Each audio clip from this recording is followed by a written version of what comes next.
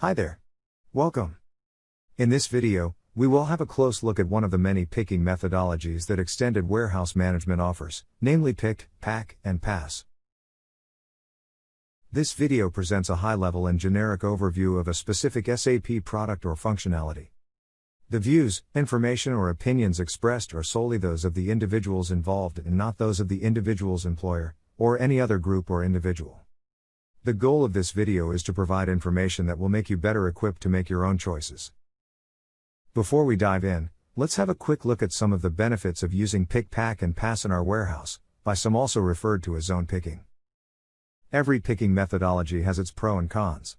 By choosing the pick, pack, and pass methodology, you can strategically organize different SKUs based on their characteristics. This could be weight and volume, handling method, temperature zone, sales frequency, etc.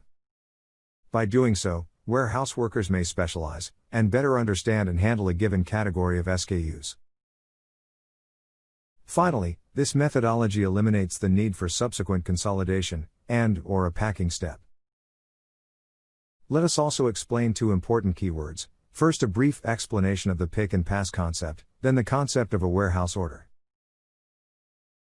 Pick and pass is a picking technique in which warehouses have been sectioned into different activity areas, and pickers have been assigned to each area.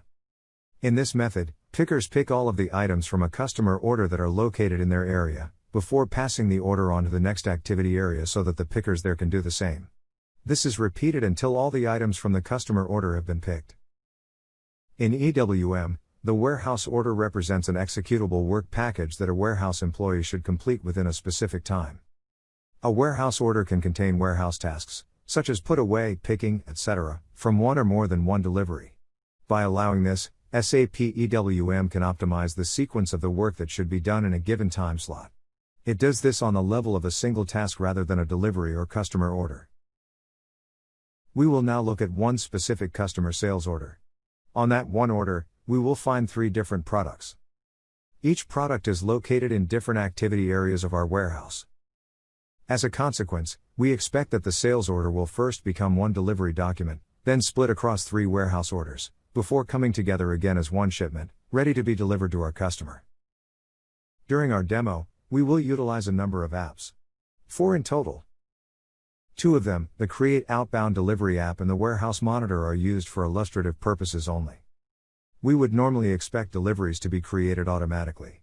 We will jump in and out of the Warehouse Monitor in order to explain the process steps. This is of course not needed to drive a normal process. Our warehouse is divided into 3 different activity areas. A warehouse worker, or picker, has been assigned to each activity area. A conveyor belt is connecting the 3 activity areas. Between the activity areas, there are scanners that register when handling units are moving between them, so-called handover points. We will kick off the process by creating a sales order. Our sales order consists of the 3 products mentioned earlier, each stored in different activity areas of our warehouse. We will then kick off the warehouse process by creating the subsequent delivery document of the sales order. We open the app, use the sales order number from the previous step.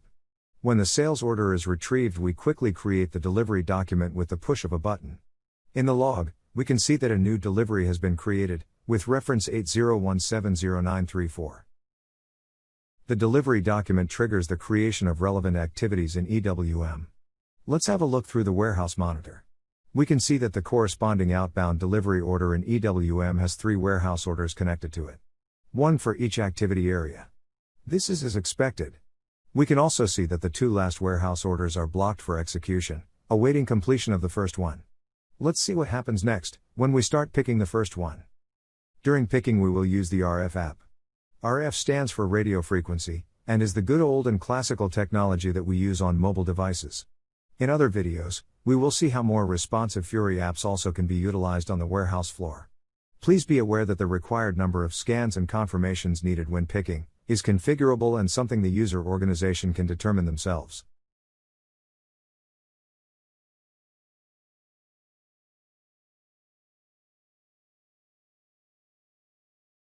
When the packing handling unit arrives at the first activity area, the picker will scan the HU in order to get the warehouse order. The picker will move to the indicated bin, scan the location to confirm the position, Scan the handling unit where the product is stored within. Scan the product itself. Confirm quantity.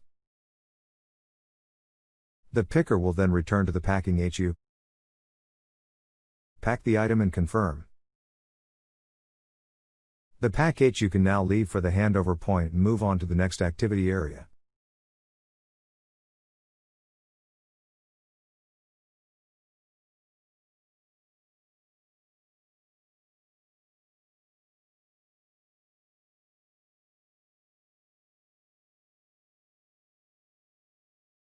As the first warehouse order is now completed, let's take a quick look in the warehouse monitor to see how it's reflected there.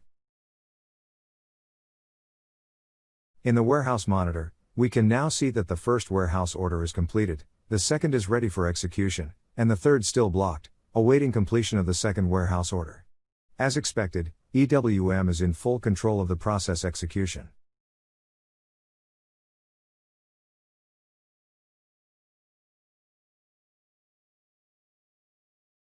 When the packing handling unit now arrives at the second activity area, the next picker will scan the HU, in order to get the warehouse order. The picker will move to the indicated bin.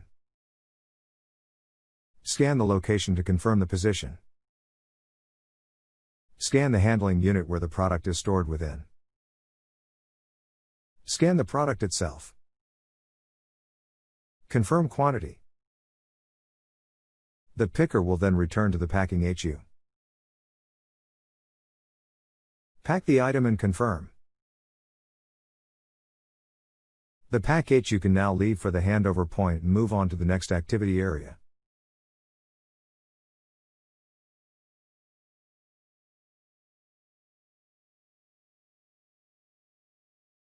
A quick jump back into the warehouse monitor will show us that the second warehouse order is complete, and the third and last one is released for execution.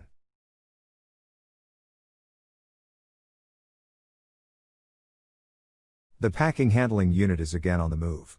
When it arrives at the third activity area, the next picker will do the same as the two previous ones. First, scan the HU, in order to get the warehouse order. The picker will move to the indicated bin. Scan the location to confirm the position. Scan the handling unit. Scan the product itself. Confirm quantity. The picker will then return to the packing HU. Pack the item and confirm. The pack HU can now leave for the handover point and move to the goods issue zone.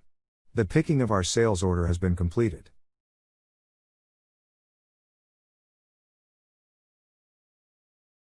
Once again, we will return to the warehouse monitor. We can see that all three warehouse orders are completed. Further details are available. The functionality shown in this video is available in S/4HANA Extended Warehouse Management, embedded and decentralized. It is also available in classic SAP Extended Warehouse Management 9.x. Let's recap the benefits of utilizing the pick, pack and pass methodology in your warehouse. By choosing the pick, pack and pass methodology, you can strategically organize different SKUs based on their characteristics. Warehouse workers may specialize, and better understand and handle a given category of SKUs. Finally, this methodology eliminates the need for subsequent consolidation, and/or a packing step. Thanks a lot for watching. Please comment, like and subscribe. More videos like this coming shortly. See you then.